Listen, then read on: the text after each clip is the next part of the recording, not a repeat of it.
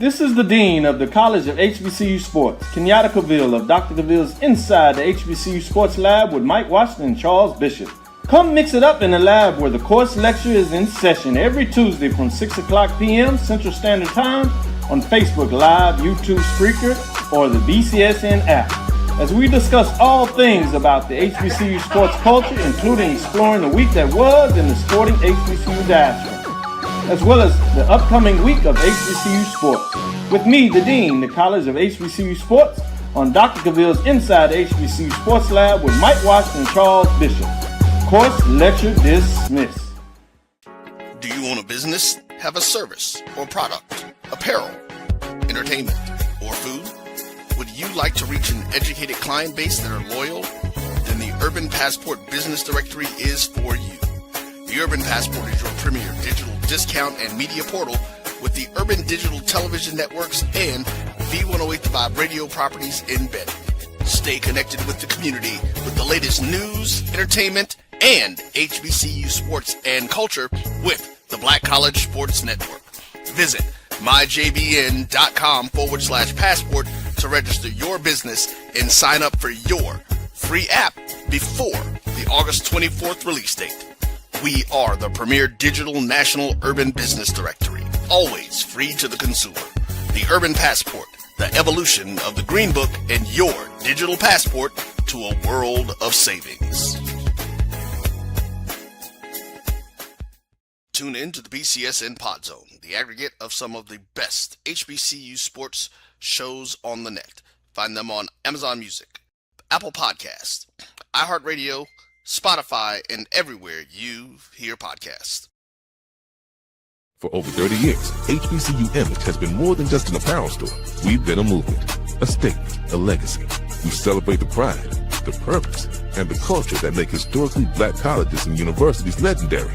Whether you're a student or a lifelong supporter, our gear lets you wear your HBCU story with confidence and style. Because when you wear HBCU Image, you're not just wearing clothes. You're wearing culture. You're wearing pride. You're wearing purpose. HBCU football fans. HBCU football is back in the ATL on August 29th with the Cricket MEAC SWAC Challenge Kickoff presented by Toyota, representing the SWAC, Alabama A&M, and representing the MEAC, Howard, Bulldogs, Bison, the Marching Maroon and White, the Showtime Marching Band, the premier FCS matchup in primetime with a kickoff trophy up for grabs. Join us pre-game for band jamborees, food, activations, and fellowship. For tickets and information, visit MEACSWACChallenge.com.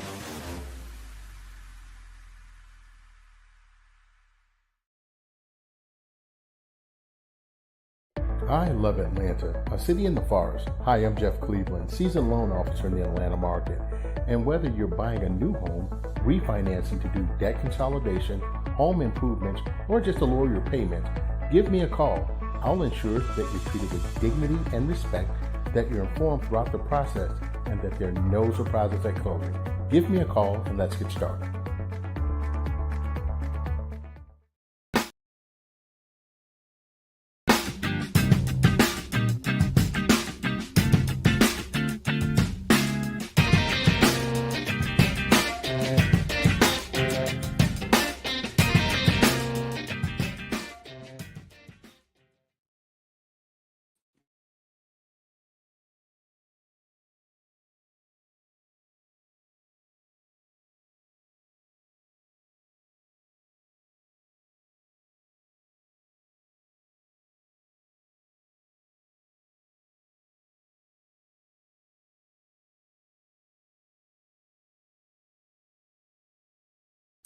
Okay, can you hear me now?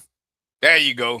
Hey, man, we got to learn better sign language. Anyway, hey, today is August the 5th, 2026. It's 6:02 p.m. Eastern Standard Time. How the hell are y'all? Y'all like my new little background? I wanted to make it look like I'm a little civil. I got the piano in the background. I'm going to try to behave for this show, but I see we going back. Mark in the car, so that probably means he stole something. Mo drinking out of a bottle, so that probably means it ain't water. So but we're gonna try to. I'm gonna try to behave this show, and unfortunately, I'm surrounded by corrupt people. So sometimes that shit do rub off. It is a company you keep. It's been a lot going on. We just got through Men's Mental Health Month. I got a couple of things I want to say about that, but I want to make sure my boys is here so we can talk about that. And as always, we're gonna have a little fun. We're gonna try to be educational, and we want to have fun in the process. So let me bring two of my co-hosts on who was on time. I think Sherry being held hostage, and maybe that's where Mark going. Maybe Mark going on a rescue mission and he ain't invite us. See, that's selfishness right there. See, he figured if he rescue Sherry, he'll get to reap the benefits, and he gonna flex in front of me and Mo, cause he don't want, what I'm saying? He ain't calling the team. He just trying to be selfish. But hopefully he ain't being selfish like that. You know what I'm saying? But but he is in a car. And he is in parts unknown. So let me just bring Mo on so we can team up on this brother who going against us. What up, Mo? What's up, man? Yo, that's what's going on, man. He's trying to keep the good to himself. What's happening? You know what I'm saying? Hey, you know what? We need to call Joseph and let Joseph know that Mark is on some. we need to call Joseph and let him know. Hey, Mark trying to fast. You know what I'm saying? I thought Mark was reformed. Knowing he be in front of the clock with no battery, but Sherry ain't him. Mark ain't here. I ain't saying that's what I ain't. And it's just the evidence. Coincidences. This is just it. Hey, the evidence tells his own story. You ain't got to put the story together. But before he go all Black Lightning on us, let me go and let him on, because I know he might have to disappear for a minute. Hey. What up, Mark? Mark, what up, people? How y'all doing? What's up, good brother? We will ask you where we're going, but we don't want to know shit. So we're gonna just act like we don't see you in the car driving the Sherry, because we don't know nothing. So we're gonna just play it like that. Hear no evil, see no evil. You didn't deny it. You just said. Hey man, you see that guilty face? What are you gonna deny? Hey, if y'all don't catch me, it didn't happen. I'm with that. If y'all ain't catch me, it didn't happen. It didn't happen. It wasn't me. You know, they say if ain't no video, you gotta quit. So it is what it is. So it's just So let's see, man. Hey, what's been going on with y'all this week? Y'all got anything before we start getting into before y'all drag me down this street of desperation and get me into trouble and shit? Man, I'm living my best life. Yeah, same here. Same here. Mark, I think it's you, because I'm getting an echo when you talk. Do you hear echo when he talk, Mo? No. Say something, Mark. Say something, Mark. Okay, maybe it's just me. Let me do something. Maybe this is what happened. You like Mark's voice so much. It's replicating. Ringing in his ears. Yeah. Maybe he got one of them expensive Purdy mics to make him sound like he a band member or something. Damn. We talked a little bit about men's health last night. We ain't talk as much about it as we should. But I was watching something, and I ain't no expert, but we just common people. And I believe that men should have a safe place to express their emotions when it's genuine and true. But I also believe that a lot of men, a lot of dudes are not using that as a flex. Like I watch the news, I try to pay attention to everything. But one of the people I hate watching is Van Jones. Because Van Jones will cry at the drop of the hat over some bullshit. And I'd be like, come on, man. I mean, some stories will be sad, but then, dude, you cry every fucking 5 stories. And I didn't mean to interrupt you, DVB, but I was just gonna agree with you, man, because that's like, I compare that to like, and this ain't got nothing. Ladies, don't come for me, but this is like a woman who always cry and rape, who always yelling rape. You know what I'm saying? When nothing really happened, but that's what Van Jones is doing. He's taking a serious situation and making it, he just bastardizing it. Because I'm with you, man. I seen him cry. He was I think he was crying when for President Biden. When Biden was going downhill. He was crying for that. Yeah, he cried when Obama won. It's like, dude, come on now. I mean, you making this shit a little too. And I say that it ain't to pick on, well, it is a pick on him. But Ryan Clark just got fired off ESPN. Yep. And on his podcast, Burchett broke down in tears. Who broke down? Who broke down? Ryan Clark. Oh my goodness, that's crazy. Yeah, that's too much. Bro, that's too much. In your field, contracts get unrenewed all the time. And you got a podcast, you got this, you got that. But really, this what we crying about? And they're not even doing that for money. You know what I'm saying? They're not. It's not like their family not gonna eat. You know, that's crazy. But it's like, you can't be this strong brother when it comes to this and this and this and this. And then when you lose a job that is contract work that you done seen every year ESPN let go of some people every single year. Fox do it every year. Hell, they don't let go of Skip Bayless. They don't let go of plenty of people. So you got to know at any given point that I disagree with the way they did it, but that's neither here nor there. But bro, a week later, you sitting on your show and you welling up about a job, not a family member, not something I get it when brothers retire because they leaving a game that they love and the thought of not. I get that. You know what I'm saying? This has been your life. You leaving your brotherhood. I get that. I get it, when they cry at the Super Bowl, when after they win a big game, I get when they cry when they lose a big game, emotions running high.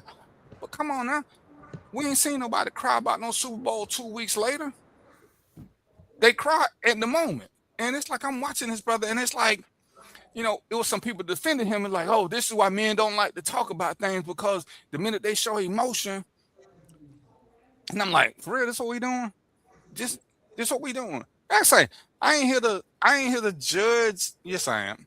This shit is just, when I talk about depression, I get teary-eyed. But it's already an emotional thing. You know what I'm saying? But it's just when I talk about my own story.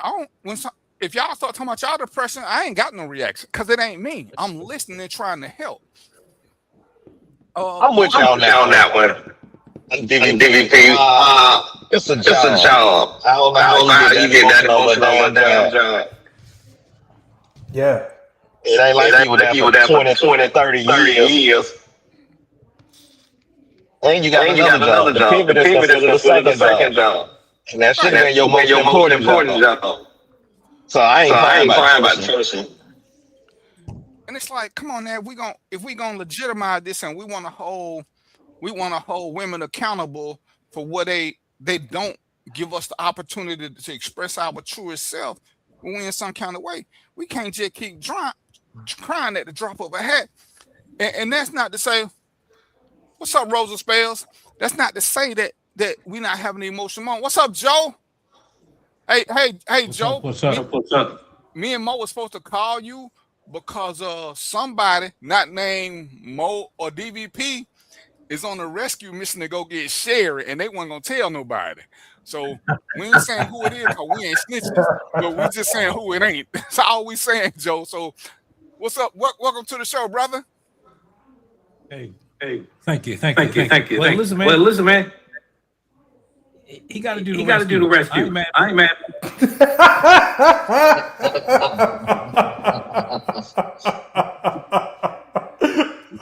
Joe think it's gonna be beneficial for him. What would give you that idea, brother?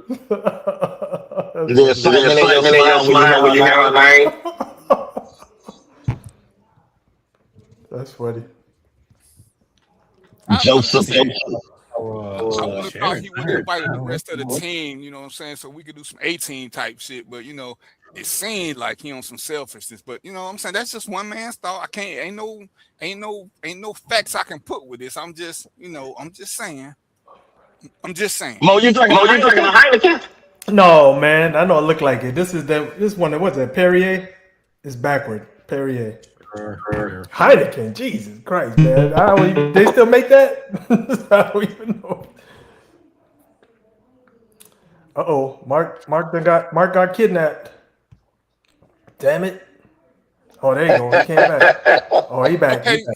So Robert is hearing the echo. Hey, Robert, you hearing the echo when who speak? Because I'm hearing the echo. I don't know somebody I don't hear echo with is you, Mo. I don't hear echo from you, DVP. Did you hear from Marco? Did you hear from Marco, Joe? I don't think so. Joe, say something, brother.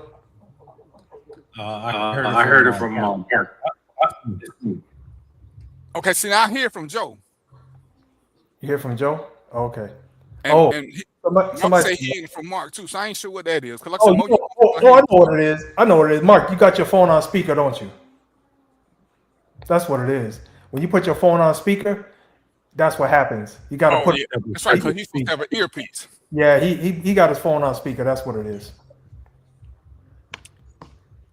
Rosa, what you mean if we could give you diamonds? Mo, you know what that means? Yo, if you could give me diamonds on stream, please, that would be. Yeah, I know what it means. That means that Rosa's one of them damn bots. That's what that means. Oh, that's what I was thinking, but I didn't want to say it. So Rosa's a bot. Robert Kozar, where you watching from, sir? Or I don't want to be politically incorrect, but where you watching from, Robert Kozar? I know you watching from YouTube. So Joe, we was talking about Van Jones and Ryan Clark crying about everything, and devaluing when men are truly having an emotional moment they trying to talk to people. Because I don't know if you know who Ryan Clark is? I know we know you so much I don't watch sports like the rest of us, lesser people. Yeah, I know. I know he is. So he was on a podcast crying because he lost his job at ESPN. And I'm like, really, dude? I mean, come on, really? That. Oh, go ahead, DP. Oh no, I was done.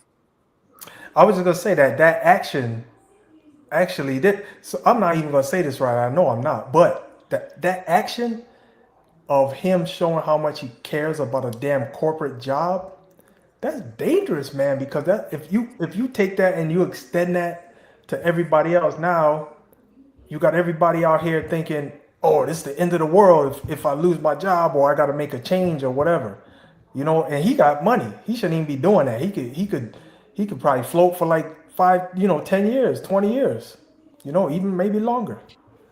He shouldn't be doing that though. That's not good. But like I say, it ain't like they fired him as the headliner. Right. They know. Like I say, he ain't the first somebody. It's been people before him, and but this is really what you getting emphasis on. And I don't want to say it ain't important to you, but ain't we none? I mean, I don't know how many people have been fired or lost a job, but was it a crying moment in front of other people? We may have been sad on the ride home because we don't want to go home and tell somebody that we ain't got no job no more. But I mean, yeah, for real. And I know, and I know because I know he can get tied up with these brothers, but I know they have a podcast where few sports figures created it. He can make his own. But he got his own. The pivot is his. Yeah, there you go. So boom, there it is. I mean, it's like when you watch Cam, and Cam, I'm watching Cam. Cam was like, "Hey man, I appreciate it. ESPN gave me a platform to get more viewers, but I own 4th and 1. I own because Cam owned 2. Hell, Stephen Smith got his own just in case he get let go, because that's what everybody learned to do. You go to a bigger place, man. Let me go to CBS or let somebody interview me, because then Random Thoughts gonna blow up, because I can appeal to a bigger audience to get them to come here, because this is ours. But I'm really gonna get mad. Not mad. I'm gonna really be sad and just have crocodile tears coming out. I'm like, damn, bro, you should have been in Hollywood. You're a better actor than Ludacris. What the fuck, and I hate it because, like I say, in this process, we trying to get women to be understanding that. First of all, I'm gonna just say this. Like I say, I've already told y'all I suffer from depression. But what I can say is, somebody who has been diagnosed with clinical depression, I don't let any woman put me in a vulnerable state. So when we're exposing ourselves, I do it with women who I trust. I'm not finna just do it with somebody random. So I'm not really getting how you get overwrought with emotion off of just this. Like I said, when I talk about my depression, I get sad. My eyes get watery. But I don't just sit here and break down. Hell, I'm gonna go to a commercial break. I think, one show, Mark, you and Joseph was on some BS, and Mo sent me a box of onions, and in the middle of the show, tears it, but that was Mo sent me a box of onions. That's my story, and I'm sticking to it. So, I took a break, got rid of the onions, and shit got better. I didn't think Mo was dirty like that. But he sent me a box of onions. and an autographed book, but that's a whole nother story. We ain't gonna go there. We ain't gonna go there today.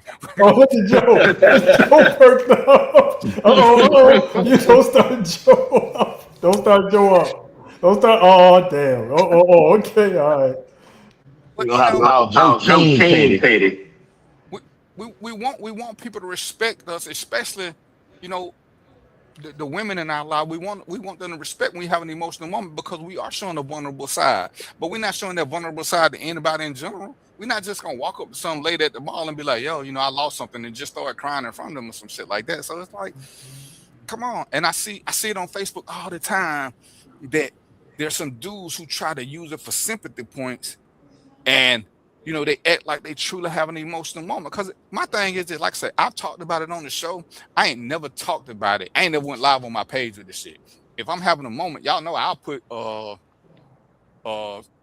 my thoughts on a depressed mind or something. But I'm not going live with that shit. And it's like, come on, dude, really? This is what you're doing, and then you post it. To me, it ain't no different than social media is social media, and some people do use it strictly for performances.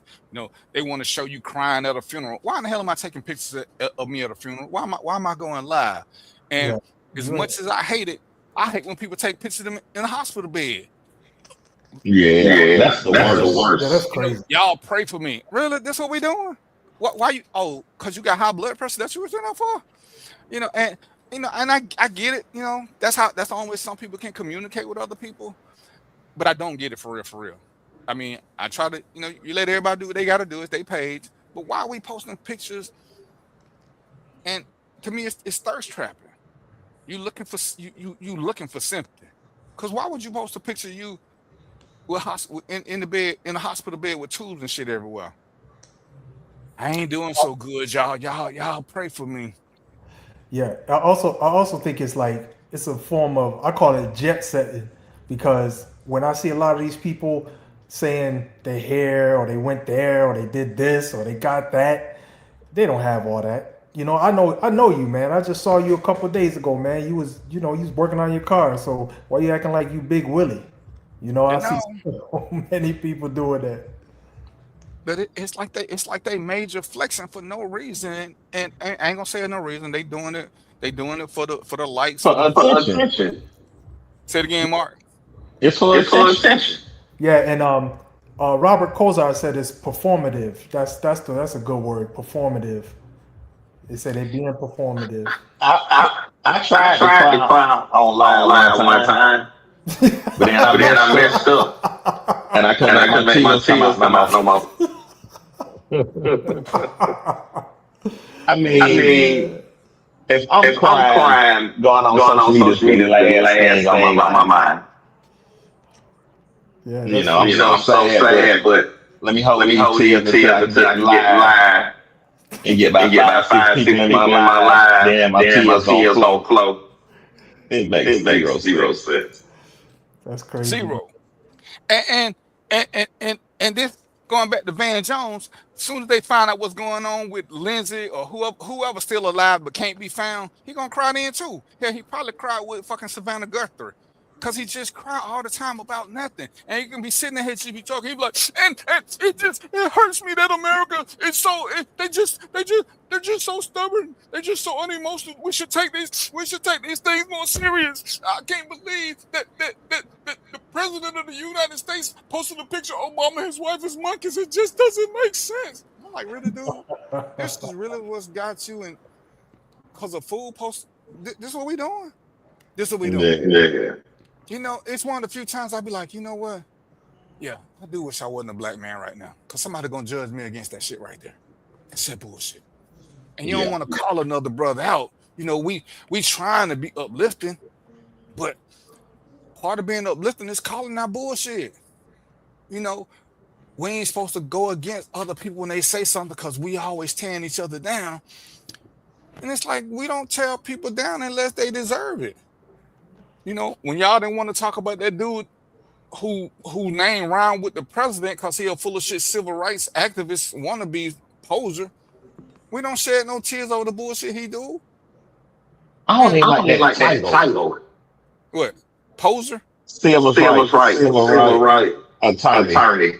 But you see, I said poser because he, you know, I mean, he was right attorney.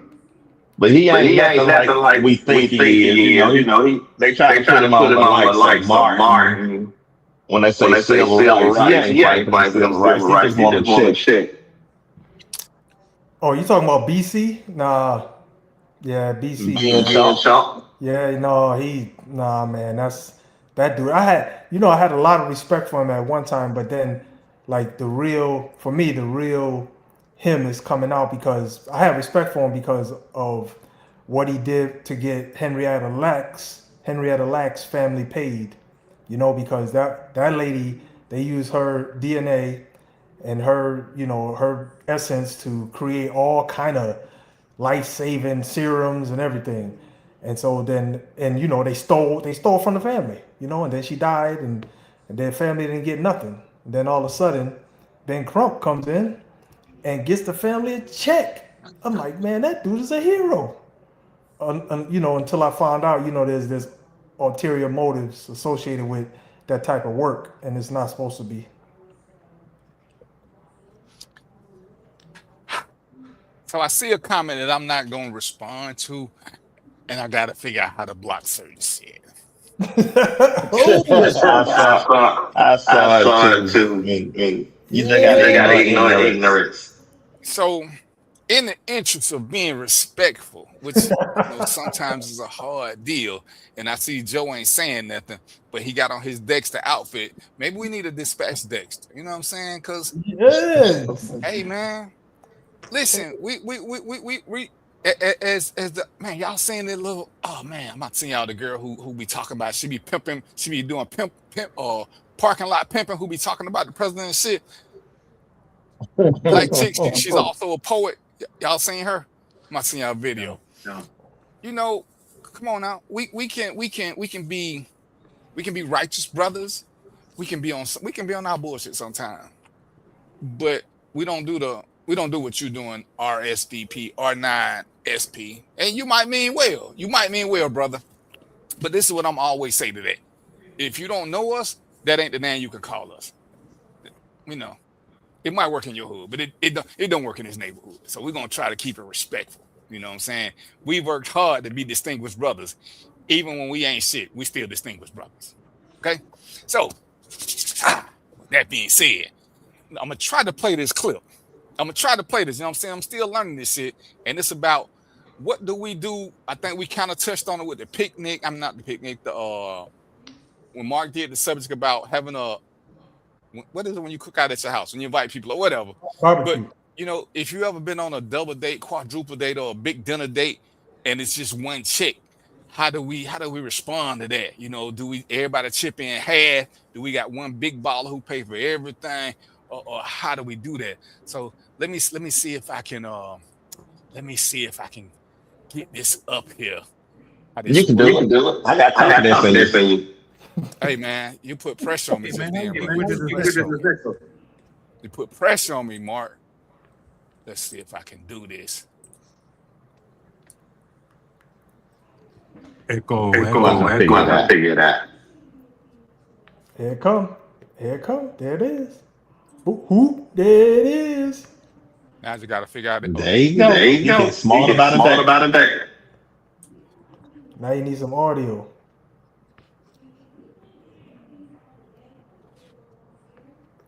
Oh. Yeah. I know what's stupid. Mo, you should be able to tell how to work it, Mo. So I know where he's at. So he needs some audio now. Let me see what he's doing there. Oh, y'all can't hear it? No. No, we can't hear it. Because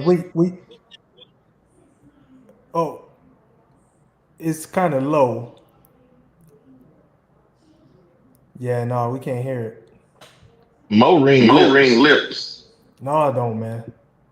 All right, well, let me just go on and take it off then. All right, well, anyway, brother talking about people who go out to eat and how you split the bill. How do y'all feel about, let's just say all four of us went out and we got our partner with us, and the bill come and they just give us one bill. When you go out with people, do you ask for a separate bill for yourself, or do y'all just do as men? We just split the bill in fours. What I mean, what are y'all? Or does it matter who you with? All right, I'll go first because mine a little complex. So yeah, first of all, yeah, it matters who I'm with. Because if I went somewhere with you before and I see you get out there splurging acting stupid, you know what I'm saying? Ordering stuff that you don't usually order yourself because we got a group check coming. Yeah, I'm gonna have a problem with that. We're gonna have a problem with that. But typically, and then again, it depends on my age. You know, like when I was struggling. Listen, man, you know, I only can pay what I can pay. That's it. You know, but then like now, it don't matter to me. You know, we can split the bill. It's all good. You know, because I'm in a position to do that. So I guess it's just for me. It's just depends on where I'm at in life. Joe. Well, first of all, I get rid of.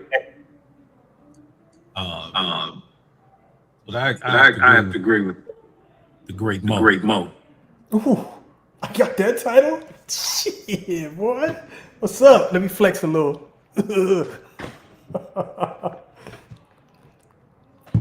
So what you say you doing? It depends on who. He said he agreed with me. What about you, Mark?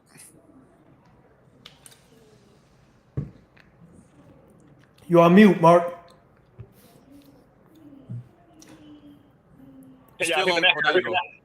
There you go. Okay. For me, it depends. If it's a large group and I go and order one thing, a 20 bill, I'm not spending the $400 bill. I'm gonna pay for what I order. Typically, if I go, I know what my budget is. You know, and then you go out, people want to appetize, 4-5 drinks, where they think they're unfair about it. Yeah, I'm not gonna. But if it's a small group, like if it's just up, yeah, we can split it. It should be no more than $400 a person. You know, I ain't going out spending $300. We got to pay $400 stuff. Okay, Mark, they still saying you got a big echo on your end. You got your computer and your phone on, Mark? That's probably why. My phone. It's just your phone. Oh, okay. And you got your earpiece in? Yeah, it ain't on. It's in, but it ain't on. Let me turn it up. Because what you may have to do, if you listening to the show, that might be what it is too. But for me, because like I've been places and I've done it, it depends on where we at and what the bill is. Because there have been times I just picked up the bill because I know the people I'm with, they'll pick up the bill. And there have been times when we split bills. But I can't say I've ever been to somewhere where it was people who I actually knew and we sat there and we itemized everything. Usually, you know what I'm saying? If I'm with, like I said, and I'm using us, if I'm with 4 grown ass men, then worst case scenario, we just gonna split the bill in 4s. Worst case. Best, like I say, and then Mark, like he talking about, if Mark just coming for the fellowship, and let's just say all Mark have is a beer and his date don't have nothing but a salad, then I wouldn't even do all that, you know. But it's so you see some people who start flexing and they gonna eat $200-300, where everybody else eating $50, and it's like, all right, now we got to talk. But to me, that's one of the things, you don't go out with people who you know like that. You know, I've been invited to dinners, and I'm like, the people who there, like, you know what? I don't know how they roll, so I would just rather not. Unless we're doing some Applebee's shit. Yeah, and let me say this, DVP, because you know we talk all the time. We talk about systems, and I just feel like that's a system that's deliberately put in place by the restaurant to cause confusion and to get more money. And so what ends up happening, we end up arguing with each other, and the restaurant, in the end, the restaurant makes out. And so I know they could fix that. They always say, "Oh, we can't split the bill. We can't do that's garbage, man. This is a damn technology age. How you figure you can't split the bill? You think I'm stupid or something? What's wrong with you? Well, You know what I'm saying? They can do that. What they doing is see if they split it, they can't charge the automatic gratuity for tables of 6 or more. Yeah, That's all they doing. They trying to get that forced gratuity in there. And the funny thing about it is they can't even do the forced gratuity. You can't make me pay more than what the food costs. And for all the restaurants that done tried this and somebody bucked up about it, say, man, you can't make me pay this. Get what they got to do? They got to take it off. You can only charge me for what I ate. You can't make me pay your people's salary. And that's when we get back into the whole tipping thing. And it's like, that's crazy that you gonna make us pay. And I was talking to somebody yesterday, but it went to a bar. They just he flexing, but they had they got 2 shots of some expensive brandy. It was $200 a shot. So if you got, I just bought $400 in drinks. You really think for pouring 2 drinks a server should get $40? No, hell no. $40, and it's like, for real. If anything, the owner should pay that because she upsold some shit. Why should that come out the consumer cost? Because most of the time when we go somewhere, if you got a good hostess, server, whatever, they try to upsell you on some shit. That's how they supposed to get their bonuses. That's everywhere else they get bonuses for upselling. Everywhere else. So why am I paying this? And and like I said, I understand the tipping culture. I understand why people get upset about it. But at the end of the day, what profession do you get paid more by a consumer than you do your boss? So your boss only values you at $3 an hour, but for 15 minutes of service, you want me to give you $30, $40. Make the math. But I mean, like I say, and I respect people who say, "Oh, I'm a big tipper. I respect what you're saying, but to me, you wasting money. Because if we put this down to an hourly thing, like I say, if we go to the average restaurant, let's say most people stay 2 hours. Is that how y'all can most people 2 hours when you go out? Yeah. So why you paying $25 an hour? Because you want to be a big tipper? And I get it. Me, you flex. But the man that she volunteered to work for a woman, she volunteered to work for less than $3. Right. I'm gonna give her $50 for pouring some water in a glass, bringing a plate. You ain't gonna give your kids that allowance. So I got a crazy. I think we talked about this before, and I got just the way I think about stuff.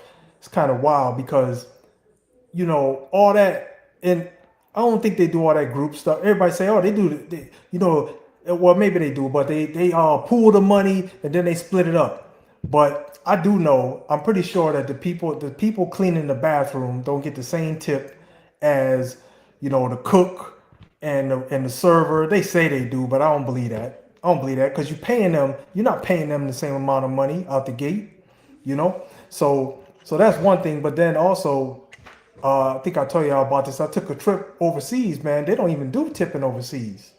They don't even do it. I did it, man. They looked at me like I was crazy. They said, everything okay? You all right? I said, yeah, everything was fine. And, it's an American thing, man. They're like, they did not expect me to tip, but I did because, I'm used to that. But now I know if I travel overseas, don't do that. They don't do tipping. So, go ahead. I wonder why I'm getting that right now. But the crazy thing is, during the World Cup, when all these people wanted to work for restaurants, them tourists wasn't tipping. Yeah. They weren't tipping. Yeah. See. I'm gonna mute my mic. Y'all talk about what's going on with this echo. Yeah. I'll hold it down while they gone. Thanks, Hiram, for the heads up, man. Let me know if I'm echoing. Hopefully I'm clear. But we got a little technical difficulties, people. We working on them. My man Mark back. What up, Mark? You good now? What up? Oh yeah, clear. Nice and clear. It sounds better now? Much better. Oh, okay, good. Hey, Mo, hold it down. I'm gonna leave and come back. Okay, all right. Oh, it's him. It ain't me. When all of this men now. Maybe it was. Don't know. But yeah, we talking about tipping, Mark. You know, I was telling them. I went overseas, man. They don't even expect tips. They don't expect tips. I tip for service. I don't tip till I showed up. Right. Exactly. Yeah, it's not, man. Hey, man, I went to this one restaurant though. They had a line item for the tip, and it was already filled in when you get the bill. I was like, "What is this?" Like, and it felt like if you don't pay, you ain't getting out the door. That's what it felt like. I was just like, "Yo, this is wild." Cause I don't usually do that. I was with like four ladies, so I'm like, I ain't gonna press it. But if that was us four, they wasn't getting that money. Trust me. I'm with you. I heard Sadiq said something about tipping. He said when he go, he tipped for service, and if he get bad service, he said he tipped the other people except for the server. Oh yeah, right. It's hard to do that though, because it's one bill. Oh, unless he bring cash, you know what I'm saying? He bring cash. He tipped them, so he tipped the person that brought him to his seat. The bus boy who clean the table, he said he tipped those people, but he won't tip the server. Yeah, no, I don't blame him. Cause I had a server, I went to a place where the food was excellent and the service was poor, and then I've been there where the service was good but the food was bad. So you get to make a decision who you want to tip. Yeah, I think employees need to pay a living wage. Okay, y'all hear echo? I don't hear echo. I hear echo. And I hear echo, Mark. Joe, what you hear? I'm hearing echo on Mark. I'm hearing the echo on Mark. Mine went away, but I hear Mark echoing. Yeah, you and most sound clear. But I hear echo. 1 2 1 2. Yeah, you and Joe sounding clear. I don't know why. Echo Mark is back. That's cool. Yeah. Joe Mo and Mo ain't done stuff. So I'm gonna let y'all run this minute while I work on some game. So y'all do y'all thing. So Mark, you just got your phone, or you got a computer and your phone? Just my phone. Oh, just a phone. Okay. How you sound now? You sound pretty good right there, Joe, huh? No, he's still echoing to me. Oh, all right. Maybe y'all have to talk to each other. We ain't got no problem with that. That's easy. We got we talk all the time anyway.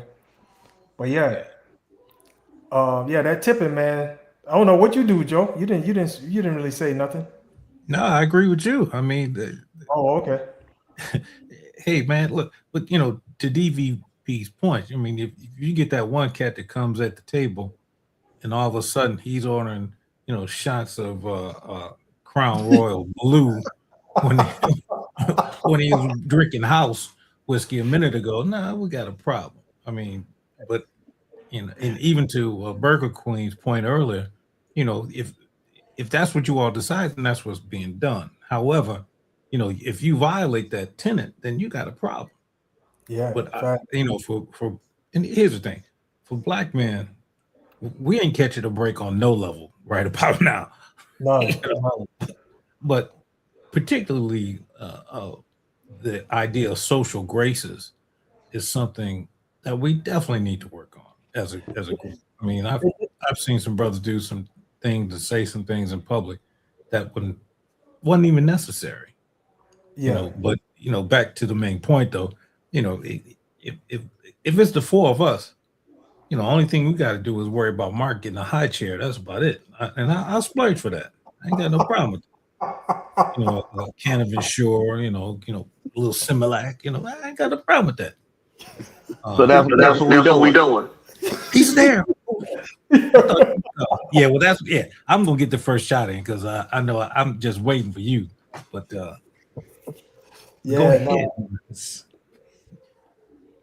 Yeah, But that's no, crazy. if it's us, I mean, I can see, us sitting down and it would be us splitting the bill. I couldn't see none of our significant others putting no money in, but that's me. Yeah, no, I don't do that. We don't do that. Yeah, no, the No. dudes that take care of it. You're supposed to. You got this title, and you're supposed to do that. But one thing that I don't know. It's just an observer's viewpoint. But if you're the dude that I'm always, if I know you, and I'm the dude that we always go somewhere and you get the burger and fries, and all of a sudden we decided, we're gonna split the bill, and you got a steak and wine. Yo, what's happening, man? I seen it before, man. I'm like, yo, you always get that. All of a sudden now you getting the steak and shrimp. What's going on? Right. You don't even get that for yourself. He getting the real lobster tail, not no mock lobster. Yeah, yeah, I'm ordering a porterhouse. He's on a Chateaubriand and shit. Yeah, now we got. Oh, could we have that bottle of 25? Man, you weren't even alive in 25. How you know about a bottle of 25? So no. Damn, Joe, you did that twice already, man. Listen, for one Christmas, man, I got the Johnny Walker Blue. It. Oh man, oh my goodness, amazing, brother. You must have had it. It's amazing, man. Let's Oh just man. say that. Let's just say that I've sipped some good stuff in my time. Oh But my yes, goodness, that was one of the best for me, man, because it had that smoke. It hit you, drink it, and you don't taste it yet, and then pow, you get hit with this smoky flavor in your mouth. You're like, yo, where the wood come from? It's awesome, man. Oh, Awesome. so y'all drunk. The bottle was $200, man. Easy. 250, yeah, 250, 280, something like that. Yeah. Good stuff, man. Look, I had a friend who worked for the railroad, and let's just say for something happening, one of the railroad cars dropped some cognac. Imagine that. Wow. The bottle was a Louis the 14th. I believe it had Louis the 14th cognac. I'm trying to remember who it was by, and I can tell you, this had to be about $1,000. I'd never seen anything like it, and me or my punk ass, I'm about to go for the bottle. He's like, no. Let me pour you some. Yeah, okay. Because I was about to take a chug. But Yeah. Oh my goodness. I had to learn the difference. How to taste? Look, man, I had to learn the difference between sipping whiskey and drinking whiskey. Yeah. Oh yeah. Oh. Yeah, I was not culturally as smooth as I am today. I wasn't as smooth as Mark, but I was learning. I had to work up from the Mark to the DVP level, that kind of shit. So I'm gonna write that down, Joe, because that's a good topic, man. Cultural development, because we all had to go through the phases to figure stuff out. I'm still man. I'm still learning. Yep, facts.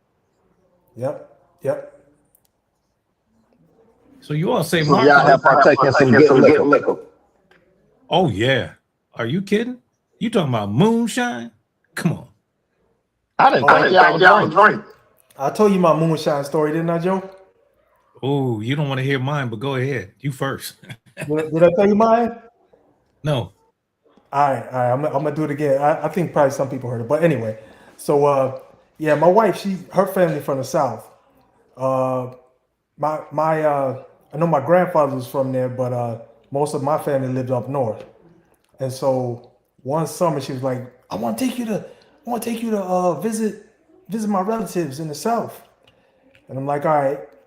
Lady didn't warn me about nothing, because the whole lifestyle, the culture, everything different down there.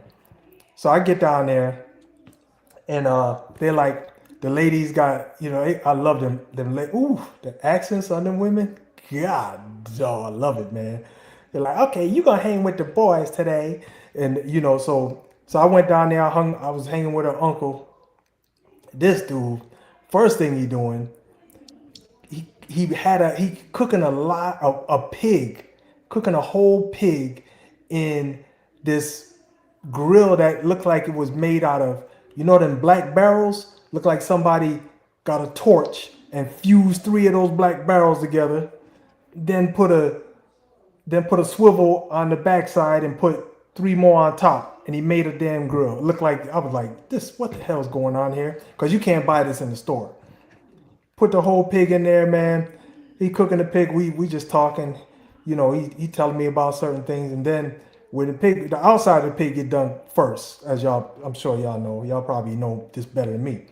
So he started ripping rinds off. He said, "You want a pig rind?" I said, "What the hell is that?" yeah. I said, "What the hell is that?" He ripped the skin off of the pig and said, "Try this right here." I said, "Man, this fool, he got me eating. I'm eating." It was done though, and I ate it. Tastes like bacon. I said, "Oh, yeah, oh, that's a pig. That's right. That's how bacon's done, right?" So, you know, hey, I'm from the north, man. I don't see this shit. So anyway, you know, that was one of the first things, right? Then the next thing, I'm gonna just tell you 3 stories. So I don't want to take up the whole show. The next thing was, dude came to the house. This dude's a damn goat herder. Dude came to the house. He said, "Hey, man, I want to buy one." So this cat went up to a fence and did like this, Joe. Loo, loo, loo, loo, loo. And listen, man, I kid you not. 10 goats came to the fence, single file. Trotted up to the trotted up to the fence. And he said, "Which one you want?" And the guy pointed to the one he want. He grabbed it. They exchanged money, and the dude left. And I saw a goat being sold, a real live goat being sold. And then I asked him, I said, how you know which one to pick? He said, "You can't sell the males. He said you can't sell the females. You only can sell the males because you need the females to make more goats." So he said, "You only sell the males. You know, you can't sell all the males, but you sell that's primary ones you sell are the males." So again, I was. So you want to go trafficking? Now, I ain't got nothing to do with it, man. I'm telling Joe my southern exposure experience, man. And so there's one more, Joe. Last one was we in his garage, and this dude, we just kind of hang out in the garage. He said, "Hey, man, you want some of this?" This dude put up one of them damn 5-gallon jugs. Looked like water was in it. I said, "Oh yeah, pour me some water." He said, "This ain't water." I said, "What is it?" He said, "Oh, I got it from my friend up on the mountain." And I'm like, "What's the name?" He said, "I can't tell you no more. That's it." I said, "Okay, all right. Pour me some. He put it in the cup, man. Little small, like them, what they call them shots. He just poured like a full shot. He said, "Just drink it right down." I said, "I can't sip it." I said, "I just want to sip it." He said, "Nope, you got to drink it." He was lying. He was setting me up. I said, "Wow." I hit that shit, man. I'm going to tell you, Joe, about 10 minutes later, out cold. I went to sleep. I had to go lay down in the car. I was so tired, man, and I went to sleep. I'm not even kidding. I said, "Man, what the hell did this cat give me, man?" But yeah, it was fun, but at the same time, it was kind of. I was like, "Yo, this is crazy." It's a good time though. Hey, man, look. I'm gonna get this echo. When he shot with this thing, somebody said to me. There's a young man who was suing his family because he doesn't want to get a job and he wants to be taken care of for the rest of his life because he never asked to be born. I think I saw that. That is so insane. Hey, DVP, was that Dr. Phil episode? Nah, I actually saw it on TikTok. Oh, okay. The guy sent it to me, and the guy was like, "I didn't ask to be born, so why should I have to work? Why should I have to sustain myself?" Right, I saw that. His parents to take care of him for his life. I was like, "Well, that's so sad." So what y'all think on that, brother? Well, that's tough, man. It's tough because when I first heard it, I was like, "That boy is out of his damn mind. He's crazy." You know, you give him life, and you know you appreciate that, and the rest is on you. Really, the rest is on you. But then at the same time, like you said, he didn't ask for that. He didn't ask for that life. So I don't know. It's a tough one, man. But if you hear and I only got limited funds, you asked out. That's all I'm gonna say. You asked out. You know, you get what you're born into. Well, he wouldn't be living in my house. Yeah, I know. Yeah, that's a fact though. Yeah, especially if he had that, if you knew he had that kind of attitude, nah, man, you got to rough it some. So you need some appreciation training. You know, you got to rough it a little bit, man. Go get them out here. They should have you know how they got simulations for air traffic controller and flying planes and all that. They need to do that for slavery. Teach y'all want to get some respect for what your elders had to go through. Yeah, let's go to the slavery farm. I'm gonna show you something. Hey man, I think you and I supposed to be more. But here's the thing about that.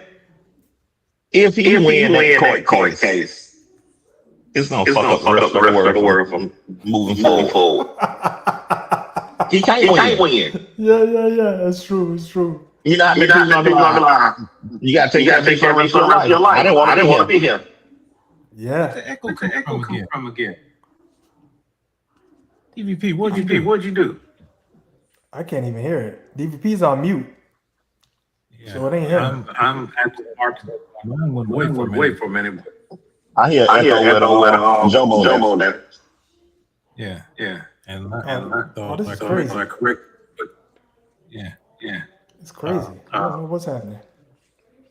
I was going to tell you a story about when I first went to Alabama. And it was similar story to what. So I see this stuff out there. And I tell my mother, I said, what is that? Well, the first alarm bell went off when my mother said, "Hey boy." She had never called me that. So I knew I was in the wrong place right off the bat. So I said, well, what are these little houses? And this was in 64. We had 350 acres that my great-grandfather brought the family out of slavery and bought this piece of land. And in Georgia, Mississippi, Alabama, there's a plot of land that runs through the country. It's called the Black Belt, not because of just black people, but it's the prime farmland, and it runs through those states in particular. So I see this, and it's cotton fields. I see the cotton fields. I see the corn fields. Again, I've never seen corn on a stalk. I've never seen this. We got persimmon groves, pecan trees. I didn't even know pecans grew in a husk. So I say, I'm fresh out of the north. You can smell the Yankiness on me. And I said this to my mother. I said, I want to pick cotton. I want to know what it felt like. You could have bought me for a dime. Everybody with me looked at me like, okay. So next thing I know, Mother goes to the shed. Now, here's the other thing. And I'll I'll bring the pictures and put them up. On my farm at the time, or our farm, the slave houses were still up. Oh, and so they put all the, like the horse's bridle and the farming equipment in these shacks. So they bring out these burlap bags. I'd never seen anything like them. I'm like, what are you going with that? So they're like, oh no, this is what this is how you pick the cotton. And I'm looking down this road, and this cotton is tall as me. Oh man! Next thing I know, I'm looking around. I'm looking down, little balls out real gingerly, and I'm getting stuck. I'm going, ooh, this hurt. Ooh, this hurt. I called my mother. I said, Mom, where are you? She's gone back and forth. She's done 4 rows. I haven't done a half of a row. So I got my little bag all stuffed up, and it's dragging behind me in the sand. Hey, Uncle, I got check this out. Now, mind you, it felt like I've been out there for 2 years. I've only been out there 20 minutes. Now, the coldest thing in Alabama and Mississippi in the summer, in August, is a fart. Trust me on this. So I got this bag. I'm running over to the uncle, and he's got this system where they can weigh the bags. So I say, look how much money I got. He said, boy, they'd have killed your black ass. Point blank. Now he they'd have killed you. I said, wait a minute, what about all this money? He said, the average slave picked 2 to 250 pounds a day. My mother comes back, her bag is full. I'm like, well, where'd you go? She said, what do you think I grew up doing? So I would tomorrow point in the yours. If I had my choice, I would send these kids that are in these bad positions, even the good ones, try this just for a day. And then ask them, how do you feel about certain things? Because unfortunately, we live in a society where you got to feel it before you believe it. Yeah, no, that's true, man. That's true. And it was eye-opening. Like I said, I never us. You know, so they did. So I wanted some water. The first big shock for me was the outhouse. I didn't know what they were. No idea. And learning about the slop jar.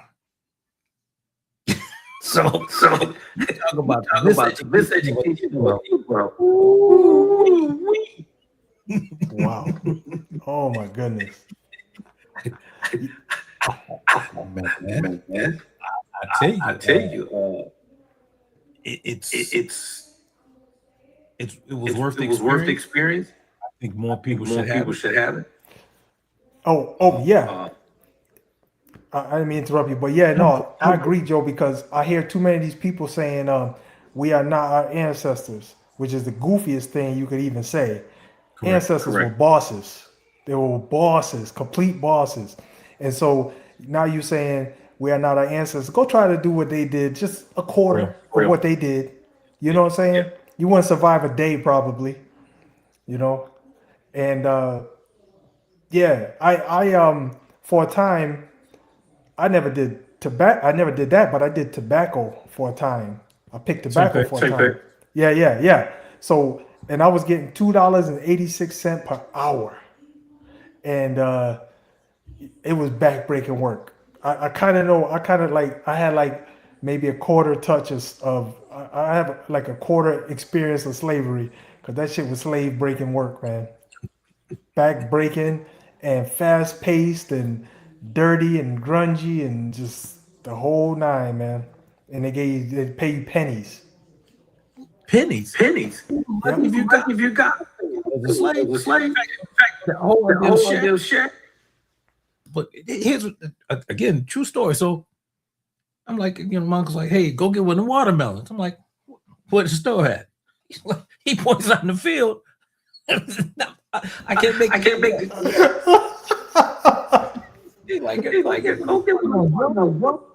I'm like, okay, what do I do next? Where's the knife and fork? He took that thing, busted over his knee, right? He's like, grab some. Where the knife and fork? Put my hand in there. Ate it. That's another experience.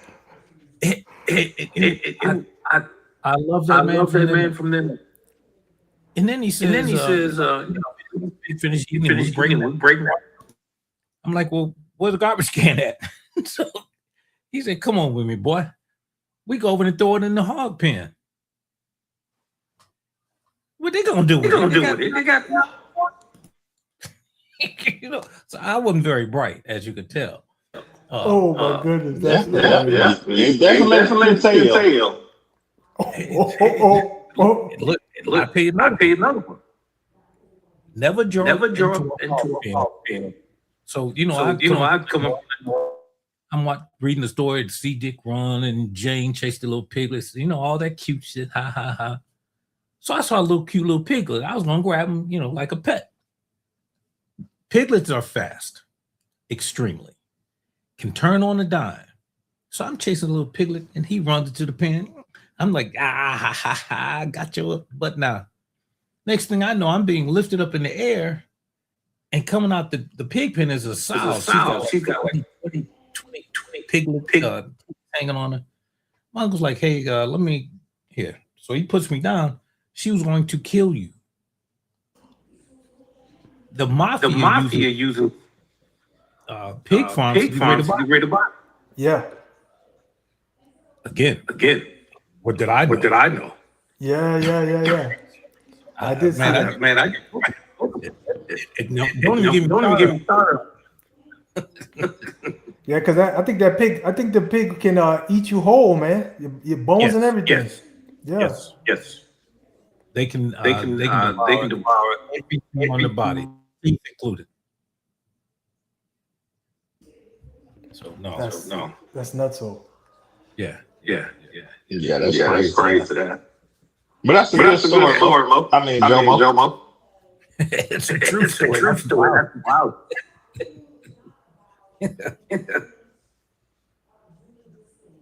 Yeah, that's wild, man. Wild story, man.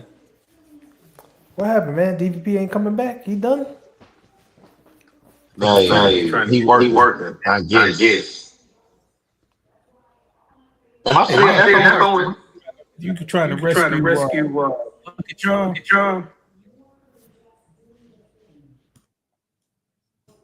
Try to rescue DVP 000. 000.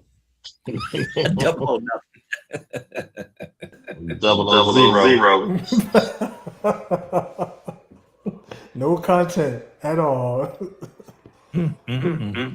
That's cool, man. Yeah. So that was my down south experience. Real good stuff, man. It was fun. I like getting exposed.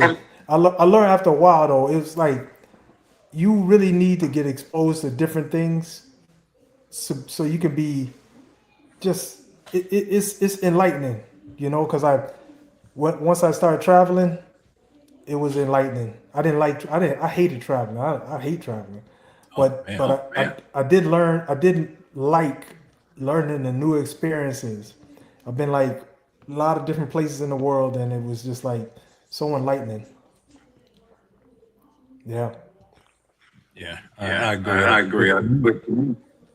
I would rather see the U.S. before I go, particularly now because everybody's pissed out at they call us the ugly Americans, and if you're traveling abroad, the State Department used to keep a site where it would tell you where you should not travel, and because of this present administration have taken that down, so you really don't know where you shouldn't.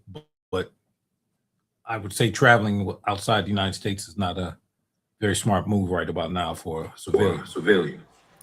Yeah, I probably would imagine that because sound like we trying to pull the levers on everything. Having that control, world domination, world control. And it's not working out so good for everybody else. It's not even working out good for us, but they don't know it.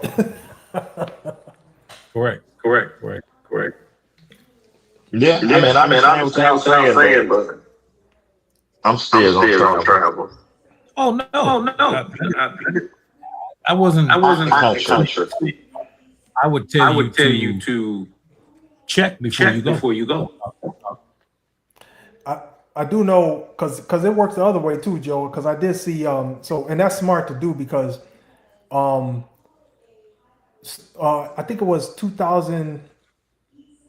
I can't remember the date, but there was a time frame where there was a lot of police killing going on, and all that. You might remember this, Joe, because you in this.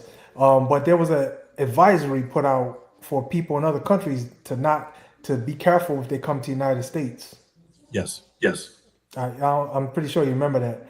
So Yeah, I do. Yeah, I do. So it works the other. I'm pretty sure it should work the other way too. They should have advisories, but I don't know. But I know it worked this way. Coming this way, they was like, be careful if you go if you go over there. Just be careful. It's interesting you bring that up.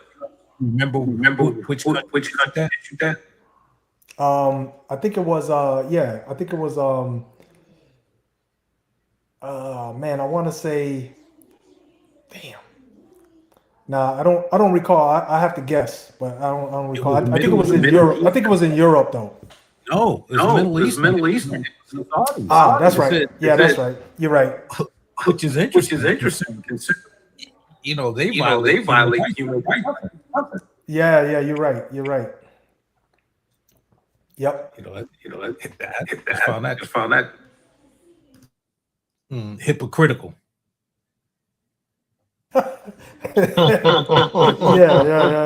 Yeah. Don't go somewhere dangerous from somewhere dangerous. That sound about right. But we're gonna do better. It's like boys, the two here in I think Singapore that spit on the sidewalk. No, it was gum. They spit gum and they got lashed. Mm-hmm. You know, the And they parents should like have. State Department and don't let them, and they're like, okay, no, they lashed them and sent them back. Well, I guess they ain't gone back and done that shit no more either. Yeah, old benevolent United States relative to China. I think it was. Well, Jomo, was it what you Singapore or mean China? at law enforcement? Do you think if we were truly harsher on crimes, that it would decrease it? No, I think that our system of policing, understanding where it came from, and the people being hired, not knowing the history plays. There's a psychology of people to take these jobs. So I think that people because I've run into it bring notions and get to act on them. Yeah, and I'll say, I know you didn't ask me, Mark, but I'm gonna say this. I think crime is more a function of economics and not being able to live just a decent lifestyle more than bad policing. It's the administration that's way above policing that is causing most of the problems. That's what I'm saying. Because healthcare, right? You don't get healthcare, and then you squeezed out of a job. So now you forced to do stupid shit. Now you gotta go. You ain't gonna die, so you're gonna try to live, right? So now you gotta go do something stupid, or you have qualifications and people don't give you a job. What you gonna do? You know what I mean? So anyway, that's just my take on it. I guess my question would be, so how in these countries that have minimum crime, how do they keep it so low? Easy. Two things. Let's just start with the first. Report like we do. So that Real. Report it. Oh shit! Yeah, it happens. You just don't report it. Yeah. Here's the other thing. See, we keep putting our system in the country. What we consider a law, they don't. Or vice versa. What we consider a minor infraction, they consider major. Here, prime example. In the Arab countries, if you get caught stealing, they cut your hands off. Realistically. Okay. In our country, you go to court. Which one's going to stop crime quicker? No hand, because it's gonna stop it twice. Because You don't want it to happen to the other You can hand. only steal 2 times. And you can't steal. Yeah, you can only steal twice. And that's so that's what my question was. If it's harsher penalties, would it minimize crime? No. Okay. The guy that's it's still going to be hungry with it. The question is, does the penalty meet the crime? And based on what we that example, no. Cutting somebody's hand off or stealing, at least in my mind, was not an offense to whack people's bodies up. They still stone. Realistically, I mean, it's out. Yeah, and I think, I think I probably said it already, but crime's a function of greed. You got people out here with so much money they could die 3,000 times and come back and still be okay. And then you got some people here living penny to penny, not even check to check, penny to penny. So that's ridiculous. If you did peanut butter spread with economics, I guarantee the crime would reduce to very low or close to nothing. I mean, look, why you think Luigi shot that dude? Luigi shot that healthcare guy because they was probably messing around. Probably had somebody in his family that needed healthcare, and because I went through it, and they nickel and dime you. They tell you shit. They say, oh, clause number 5 says we can't help you, and you got this big ass pamphlet, and he's just like, oh, so you gonna just let my mom die or whatever? Yeah, okay, so I'm gonna take one of y'all with me. You know what I mean? So stuff like that will go away if you peanut butter spread the money, but that's not gonna happen because this is the kind of society we have is competitive and they want it to be that way, so that's what it is. It's not socialist. Gotcha. That's just my opinion. I don't know if that's right, Mark. That's my opinion.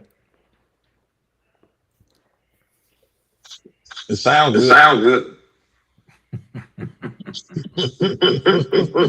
It would be. Yeah, take care of everybody. It would be. Yeah. At least do it while you got 2 hands. Yeah, right. Right. Yeah, you only get. I like what you said, Mark. You only get to steal twice in China, boy, or wherever you at, wherever y'all was talking about. You only get to steal twice. That's like I say when these people go to these other countries and get caught doing breaking their laws. We all know that's nasty. But it's a crime. Right. Let's take Brittany Griner getting caught with the weed at the airport. And now we go over there to get her free. She should have did her time. Yep. I forgot. How about the playing basketball and have money in there?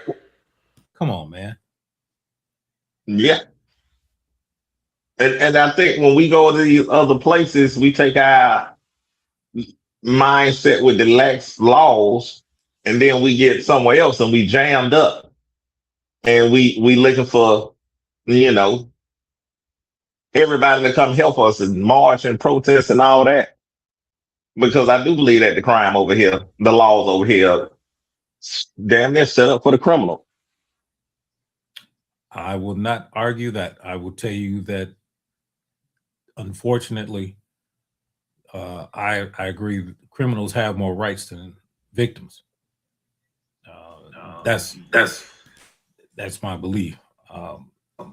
It's also interesting to look at our criminal justice system, and then we look at the laws. Who makes the laws? I got to step away just for a second. I'll be right back. Okay. Yeah, no, that's true, man.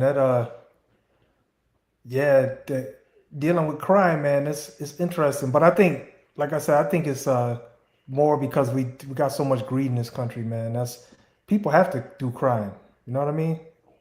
Yeah. I mean, you don't have to. No, but it's I true. understand a little bit. Yeah, I do too. Like, but because look, man, I just want to live good just for a little bit. Let me live good a little bit. Why I gotta, live like a bum or be struggling day to day? You know what I'm saying? And then y'all over here dropping food on the ground and having a good time and drinking $1,000 bottles of wine. That's ridiculous. It's crazy. It is. It is. But we get tough on this crime. We may be okay. Yeah. Yeah. I think so. Or You know, at depending least, on the crime, you got the same day to go do it again. yep.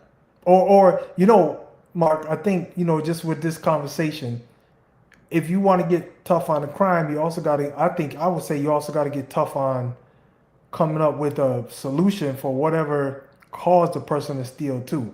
If it's hunger, because I stole, we was poor, man. I stole when I was hungry. You wanna, put me in jail or something because I'm hungry. Hey, I think that's kind of wacko. But maybe you could solve the underlying problem. You know what I mean? True. But who knows? I think that would be a big, wild discussion for sure. It would be. What up, Sharonda? She on a plane somewhere? Where's Sharonda, on the plane somewhere? Nah, I see she was in the comments. She was where? In the comments. Oh, what's the connects? Comments. Oh, in the comments. Oh, yeah. No, I saw her here, but I was wondering if she was on the plane. She always going somewhere. So yeah, she traveled. I seen her in a while. I know. Mo got that Heineken bottle up there. Boy, you got that good money. Let me see. I'm gonna turn it this You way. gonna do a commercial for Perrier? Heineken? Nah, man, I'm not doing that. I ain't getting paid. Man. Hey, if they see this and they want to pay me, I'll do it. Yeah, every show. Mo doing free commercial. Look at it. Then look at that face he gonna make like he drinking a bill. Look at it.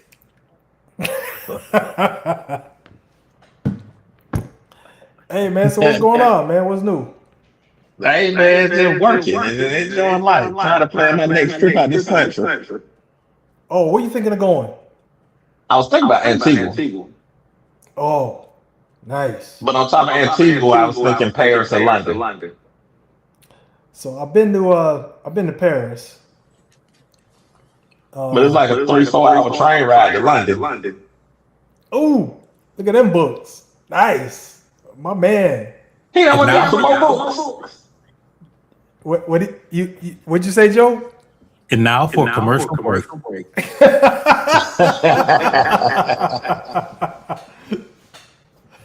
you got to tell us about those books, Mo? Joe. From one of my favorite authors, Perforated Fiber. Okay. Signed. And The Good, the Bad, and the Blue. Nice cover. Matches my shirt. And they signed? Yeah. Signed. Wow. Yeah. Hey, man, it's not an NBA signature. What you doing? I'm just not gonna send him my address again. I'm tired of feeling like left out Lamont. He said, wow. Chilling like a villain. Yeah, man. Hey, No man, killing, no stealing. Yeah, crazy thing is, everything that I wrote in them books is still happening. Crazy. Like 20 years later, still happening. Unbelievable. Exact same stuff. Shooting babies through windows. You know what I mean? If people having episodes, panic attacks or whatever, they killing them. Same stuff that's in my book. But here's the thing, Jomo, you been in law enforcement. Going on these calls, how do you know if it's a person that's having an episode? You don't. So when you show up, you just have to deal with the situation that's at hand. Unfortunately, yes. Because the problem is that they can train you It's kind of like a Reese's monkey. They get you to write certain things, but each is different. And people in episode is something that's really nuanced because they really didn't talk about it before. Okay. I can understand that. These new police aren't trained by the same guys when I come on board, same as some of the other guys. I came on with when my field FTO field train officer was a Vietnam vet, and the way that they trained coming from that era is totally different the way these guys are trained today. Now, I know it sounds crazy, but it's true. If we look at what's called the shooting paradigm, under what circumstances can you shoot? Well, we used to call that common sense at one time. Well, now they've had to quantify and qualify each one of those steps. Was that because it was needed? Well, answer that is obviously yes. But more importantly, the fact that Black folks started being counted as humans meant that they had to justify their actions. See, they didn't have to justify them before. Gotcha. So, Joe, in effect, though, you kind of just said white folks wasn't getting shot. I'm still saying that. I got pass. And one of our compadres here made a statement like that some time ago, and my reply to them was what you said was BS. They're not shooting white folks to the same tune that they're shooting Black folks, statistically proven. The average, there's certain numbers that stand out. For instance, the average policeman involved in these shootings has under 5 years on the job. Believe it or not, he's college educated. He's white, of course. And there was a couple other stats that are very interesting. Flip that around and look at the number of police shootings involving Black officers and whites. Well, guess what? That demographic doesn't exist. You know why? Because they don't want to see that. They don't want to. Again, that's a talking point. Black officers don't shoot white folks. Black officers don't kill. Look at the numbers. Again, go to the Department of Justice. Look at police-involved shootings. Look at who's shooting who. And here, look at, and again, not to beat a dead horse, but Dylan Roof shot 9 people in a church, yet he was taken alive. They shoot another kid in the car, in his car, and he tell him, I got a gun. And he goes to reach for it and you kill him. Philando Castile. Yes. Crazy. Yeah, that was nuts, man. So if it's a large percentage of Black people in jail for all types of crimes and a lot of violent crimes. So if they making it to jail, does that mean that a lot of them are not getting killed? I'm sorry, you have to like. Let me slow down there. I'm saying with the high number percentage of Blacks being incarcerated, meaning that a lot of them are making it to jail. They're not getting shot by officers. I would tell you that. If you were to ask me, do I believe, or can I prove that this system is corrupt? Yes. But it goes a little bit further. In order to know, or in order to discuss the past, the future, you gotta discuss the past. So, and here's what I mean. We know that right after the Civil War, that's when you start having the laws for vagrancy, all the laws that were designed to keep these niggas captive. And so that's when you start seeing the rise of the jail population.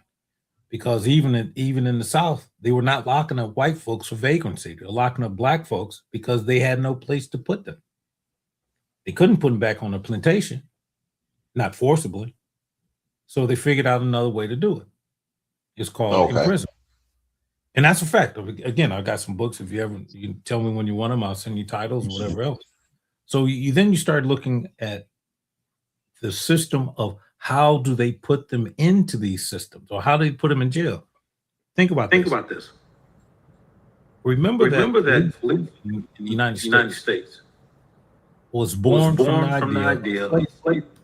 And anybody wants to argue that, please have a bite of Joe Mosley. I'll be more than happy to wait for you on this one. So now, if this is correct, and it is, that the idea of slave hunting built itself into policing. Look at when they started letting us be the police. The first black policeman didn't really come into existence until 1891 in New York. And he couldn't arrest white folks. First one. Sheriff's departments came about really first before police departments. But that's a whole nother history lesson in and of itself. So now that we've got a system to get these guys in jail, how do we put them in there? Well, we've got to form a system that not only hunts them down, but makes it legal. So now you got the courts being put into place.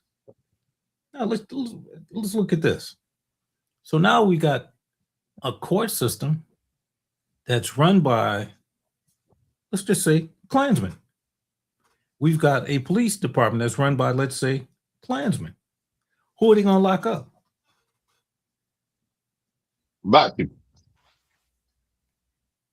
Well, again, let me use an extreme case. Look at what they did to the civil rights workers. All of them were locked up by the sheriff in Mississippi, killed, chased down, and hunted down by the sheriff's posse that it later turned out to be. Case in point. Sure. Yeah. Yeah, it's interesting. That's just one of many. Look, man, if we took half the people that, here's what always amazed me. I hear it all the time, and it's disgusting, particularly for me, to have young black people talk about my vote don't count. That is the dumbest shit I ever heard. Please stop saying it. Because on the flip side, let's just take the MAGA side. And prime example. A few years ago, they had a protest for, what was the guy that shot the people up in Wisconsin? Rittenhouse. Rittenhouse.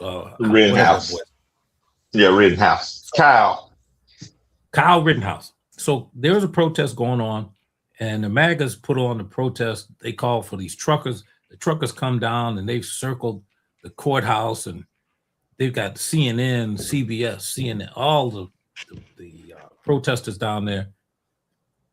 So one of the reporters goes over, and to a person, every one of them were a registered voter. 2 weeks later, in Chicago, there was a Black Lives Matter protest. That's another subject, but let's go with that for right now. Same reporter, same question. I don't vote, my vote don't count. My God, are you stupid? You just gave the keys to the kingdom away. Not in the Rittenhouse. The judge says oh, he's not a bad guy. First of all, the judge shouldn't be saying shit. But how did the judge get there? He was elected. Elected. Let me give you another one. I believe his name is Ray Brock. Brock raped a girl in California. Raped her.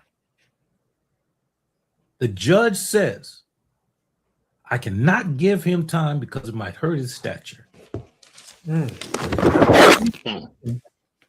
Wow. Now, I've locked up some rapists. I've locked and threw away the key. But I never had a judge, heard a judge say something so, I don't even have the verbiage for it. And then he gives the guy 6 months. Oh, wow. And then he used that time served. So he couldn't go to jail. Wow. If you think I'm lying, look it up. No, that's crazy, man. Very crazy. But Joe, on that topic you're talking about with the voting, you know, I got 2 points that I always harp on every time we talk about. Every time I hear people talking about voting, I got 2 points I always harp on. One is you gotta, like you said, history is the best teacher in the world.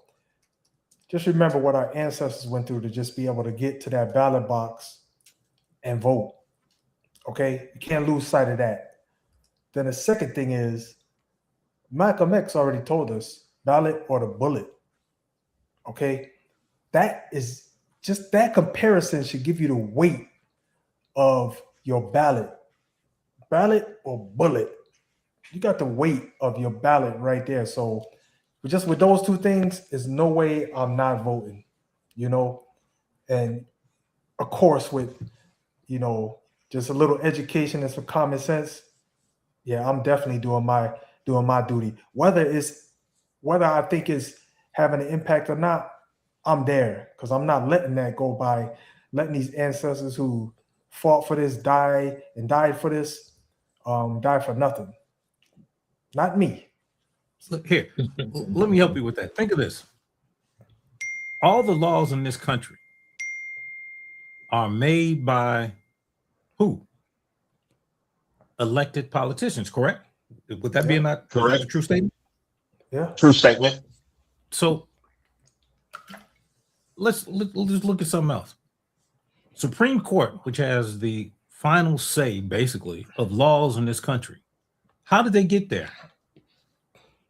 They're appointed by an elected official. Right. Okay. Let me give you one more point. When these kids come back and you hear people talking about, oh, so-and-so didn't get a fair trial. Well, in a jury trial, the jurors are selected from what? Guess where? Guess where? Guess where? Guess where? The voters. So when your boy gets a raw deal from that prosecutor who's also an elected official, you should kick yourself in the ass because you helped send them. Yep. You got to be in the voting pool, and you got to be in the voting pool in order to get chosen as a juror. A lot of folks don't know this, Joe. So this is an important point, because I'm admittedly I didn't learn that until about, I'm gonna say 5-6 years ago myself. You know, it just, where does that type of information never come, unless you're a political science major. It's not gonna come up in normal discussion. It depends. I guess it depends on your situation. For me, I'll just speak for me then. It didn't come up in normal discussion. Nobody taught me that. I just being in the world and doing my own self improvement and study. I learned that. And it's just like, I didn't know that. When I found out, I was like, oh man, you have to be registered to vote. You have to, if you want to be on a jury, because, you know, when these people get off and then you complain, if you complaining, oh man, they only had like 3 black people on the jury. Are you registered? No. Correct. Duh. Right. It's all this stuff is interconnected, you know, and it's just like, and a lot of us, we just don't know, you know, but I like, you know, this because we got this forum here is I like the fact that it's educational because somebody gonna see this. I mean, I didn't know that, or at least, or even if they don't believe us, say, go to your local Google and do do your own research, and then when you figure out we're right, you can come back and apologize. But it's all good. Because we ain't just gonna say stuff just to say it. So that's that. But yeah, that was amazing when I found that out. Well, yeah. So for me, so it you helped. heard. Oh, go ahead, Joe. I'd What'd you say say? for me, it my family coming out of the South, my mother coming from Alabama, my father coming from New Orleans. I mean, in theory, I should hate white folks for what they did to my family, but that my mother and father never, and my grandparents, who great grandparents, my great grandparents were coming out of slavery, and never ever taught me to hate anybody. Yeah. But you can't say that about the other side. I was never Yeah. taught to hate. No. Yeah. No. That's a good point. That's a good point. The people who already have the power are taught to hate, and the people who don't are taught to hate. Well, if you think about it, the revolts, the slave revolts, it was only like 4 or 5 notable ones that occurred. Ooh, sit down with me, brother. There are a lot more than you think. Really? Please. I'm talking about the ones they talk about. Yeah. So they got them. They got them in the background. Yeah. Okay. Yeah, there was quite a few, and the whole idea of the Second Amendment of having guns was created around a slave, Nat Brown, really, in Virginia colonies. In fact, it's written, if a white person saw a Negro with a gun, he was ordered to take it. He had the right to take his gun. Oh yeah. I got the documentation. Anytime you're ready. Wow. Anytime you're ready for that discussion. Oh yeah. That is crazy. Oh yeah. That's nuts, man. Yeah, that goes back to Joe. You probably remember this chapter in my book called Retribution Theory, and that I think that's part of that, man. It's like we're gonna make sure they can't get us back, man. So we're gonna put these laws in place. I've always believed that it's two things that always come to my mind. When Lyndon Johnson said in 66, 65, if you could take the lowest white man and make him think he's better than the black man, he will not only open his pockets, he'll help you pick his pockets. So it was called the Southern Strategy. And that's when you start getting the Dixiecrats, which became, that's another long story. But I've always believed that there is a theory that they're afraid we're going to do to them what they did to us. Yep, that's what I put in my book. Yeah, indeed you do. Indeed. And that's why I have the book. Should I show it again? No, man, we good. we good. I will show the signature too. No, we good. But there is some validation to the idea of who should own weapons and why they should own them. See, you have, they like to call liberals and the black black liberals libtards, whatever else. But then you have to look at some of the leanings when you hear, and I'm a gun owner. Let me just say that. My wife calls me a gun nut. I call myself a gun aficionado. Tomato. Okay. Yeah, it's the same thing. It's the same thing. Right. But the point is that I have as many guns as they do in some cases. That's not what they want to happen. And I've heard black folks say, well, the Second Amendment, that's my God-given right. First off, understand how the Second Amendment came about. And God didn't give that to you. There's nowhere in the Bible that God says, take a gun. No. So, it's the religious fanatics that take these things and turn them to a whole different scope. Yeah. And they bastardize what could be or should be a good thing.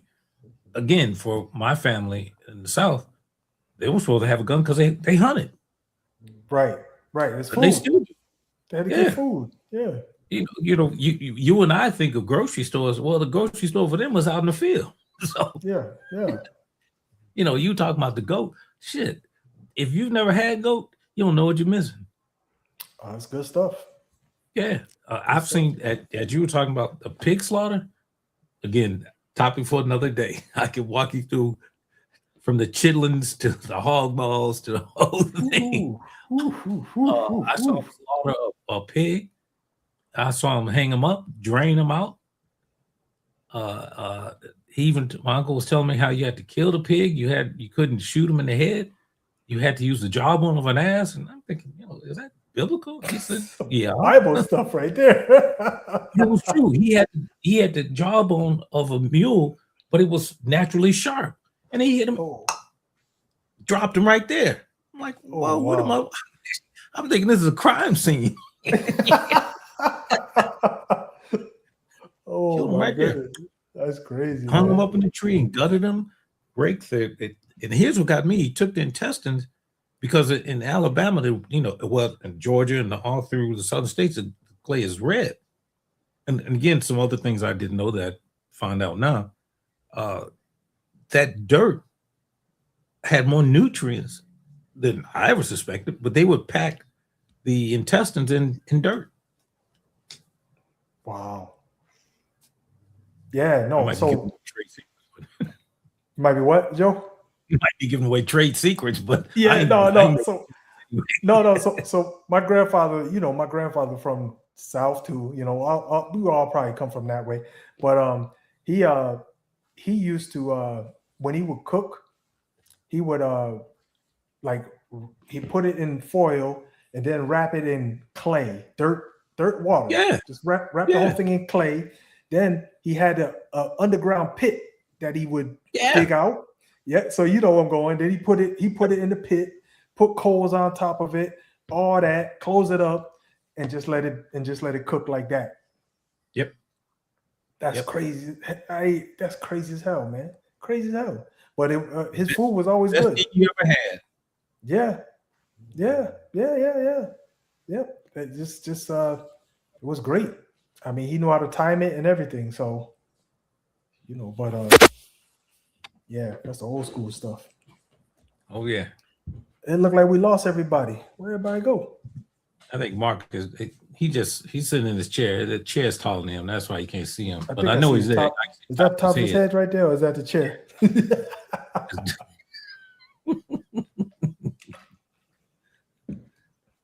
DVP in the background somewhere hiding out. Hey, so Joe. Oh, yes, sorry about that.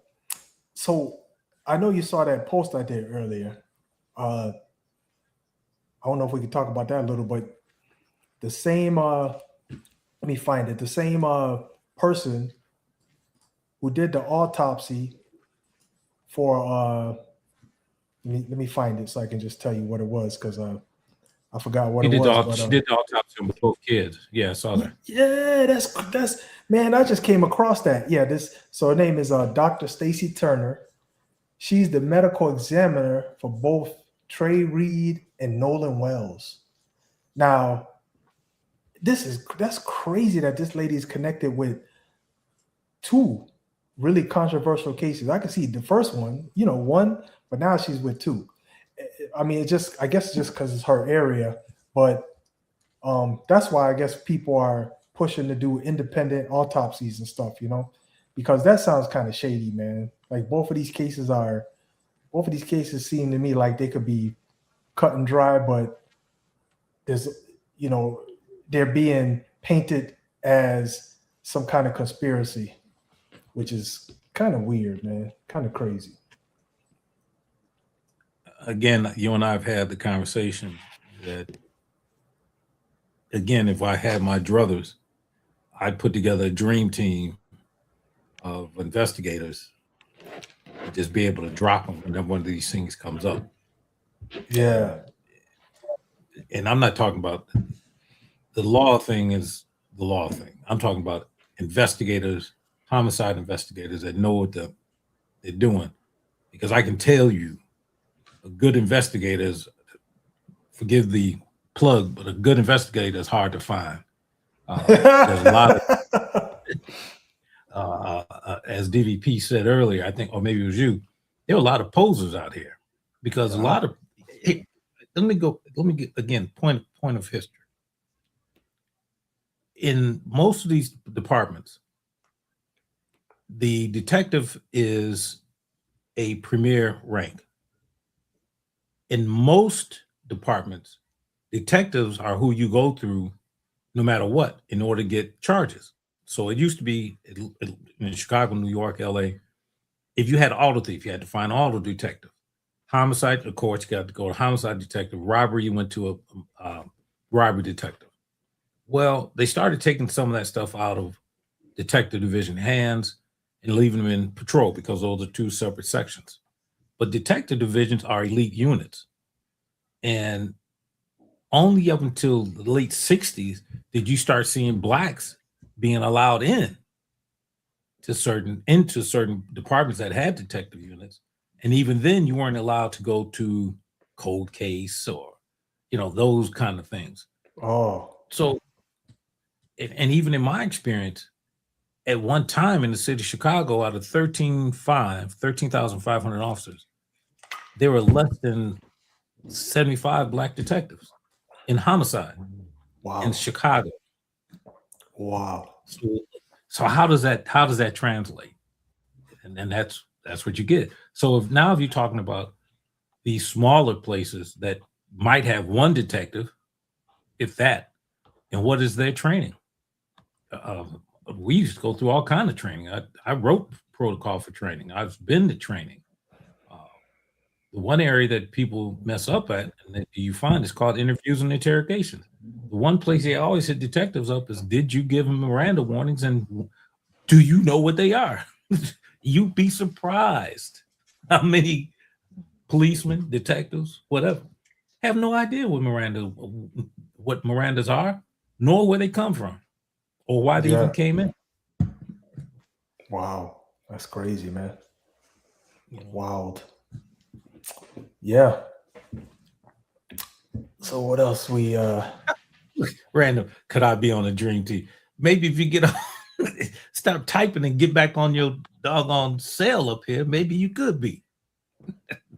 Who typed that? Who put that in there? Mr. Random, Mr. Innocent, could I be on the dream team? That's funny. That's funny. Oh, there you go. Oh, there you go. Do I still have the echo? No echo. No. Clean. I guess it took getting fussed at by a client to get this shit right. Oh, okay. Somebody wake Mark up. Well, he go to sleep quick. I already put that. True. The camera above his head, so maybe anyway. And Joe had said something. I know we at the end, and I try to tell people, they be like, "Oh man, he didn't even read me Miranda." Well, I only got to read you Miranda if I ask you a question about a crime I think you're involved in. If you're sitting there telling me everything, I don't have to say shit. All I got to do is just sit there and listen. And people don't understand that because they watch TV all the time. And the last thing I saw in one of the court rulings, and it was like 3 or 4 years ago, and it said with the proliferation of all these law shows, sometimes Miranda ain't even necessary because everybody think they know what it is now. And people have done so much and talking about it that they act like they know. But yeah, I tell cops all the time, if you got somebody who confessing some shit, you just cut your record on and just shake your head like you do when your wife arguing at you. But don't ask them shit. Right. The minute you ask a question, and we talked about this before, the minute you get pulled over by a cop and he said, "Do you know why I stopped you?" He can't use nothing you say after that because he got to Mirandize you if he asking you about a crime he think you involved in. That's what Miranda says. It's only when I think you involved in a crime. I can't ask you, like I say, you know why I pulled you over, and then put it on statement. He admitted to speeding. That's illegal. But because it's at magistrate level, most people don't push it. But if you ever get a good attorney, or if you ever do some legitimately bad shit, because one guy actually committed a crime and knew the law, and he told him, and it gets tossed. Because it's like, why did you read him Miranda? Did you think he did the crime? And the officer said, yeah, I saw this. And said, why didn't you read him Miranda? He wasn't under arrest. You just were doing the stopping talking. It's like, yeah, you can't use it. Mm. You know, it eventually came back under inevitable discovery, but that's a whole nother show. But you know, Yeah. Miranda get everybody in trouble, cops and bad guys. Yeah, that's crazy. That's true. Hey, what is this? Could you be on a dream team? Come on, man. Hey man, you know, I don't want to take nothing for granted, you know. Look, I'm sorry. The X-Men had Professor X. I can be the sixth man. No, I can be the sixth man. I'm sorry, Professor Xavier.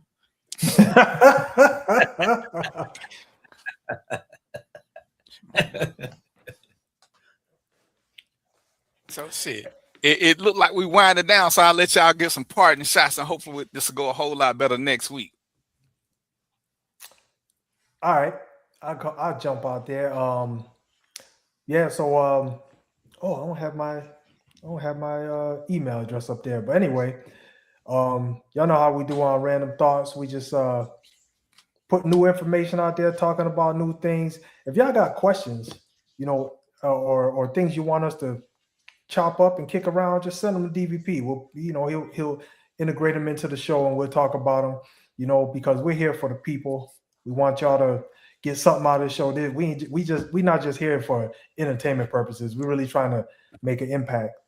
And also, I don't have my email address up here, but I'll try to spell it. But I got a few things coming up. I think it's tomorrow. I have a class where I'm teaching a couple of ladies how to open a stock brokerage account. So if that's something you're interested in, I got some other things too, but just send me an email at the People's Society Discussions @gmail.com. So I know you know how to spell. I ain't even going to take it for granted. The People's with an S, Society Discussions with an S @gmail.com. Just send that to me, and I'll get you the rest of the information. Well, I'm going to definitely take the stock course. But let me drop one anvil of nugget. Everybody's heard of Thurgood Marshall, but have you ever heard of Charles Hamilton Houston? And I can guarantee most of you haven't. Oh. Charles Houston mentored Thurgood Marshall. He was the one who came up with the strategy to dismantle Jim Crow. Whew. Whew. There's your factoid for the day. Reading is fundamental, boy. Whew. Joe hit him with the heavy, Joe swinging the heavy bat, boy. Whew. And it's 7:56. I ain't got nothing. You know what I'm saying? I've been putting out fires for the last hour. Y'all should have heard the conversation I was on. It was a lot of F-bombs and other shit going on. I'm gonna just stick to what I said last week. Remember, the people who you're around, they're either your circle or your cage. So, you know, let your conscience be your guide. Let your conscience be your guide. I appreciate you fellas for coming on. Mark knocked out. I tried calling Mark. Mark is knocked out. He is knocked the fuck out. He is out. Joe, I don't know which one of y'all is which one of y'all is a tech wizard, because we need to clip this part of it and send it to him. Actually, matter of fact, whichever one of y'all figure out a way to clip it, just make a post and tag it and tag him. You know what I'm saying? It's like, you know, this is when you get paid way too much for some shit. You know, he is not. I called him on the phone. I heard it ringing. He's just out. He OWT out. You think he been picking cotton? Sherry, if he were coming to get you, you asked out right now, Sherry, because he ain't gonna make it. He done for the night. He done. I just put it in the chat. It's in the chat, man. I have to look at the chat. I don't see it. Oh, you put it in the other chat. Oh, I'm like, oh, but yeah. All right, let's I appreciate you, gentlemen, as always. Always. Let's make some things happen. But we'll see y'all next week. I ain't even get a chance to drink my Gatorade. This phone been going off. His phone been going off. So, gentlemen, peace, popcorn, and chicken grease, and y'all know what it is. We out. We out. Later. All right.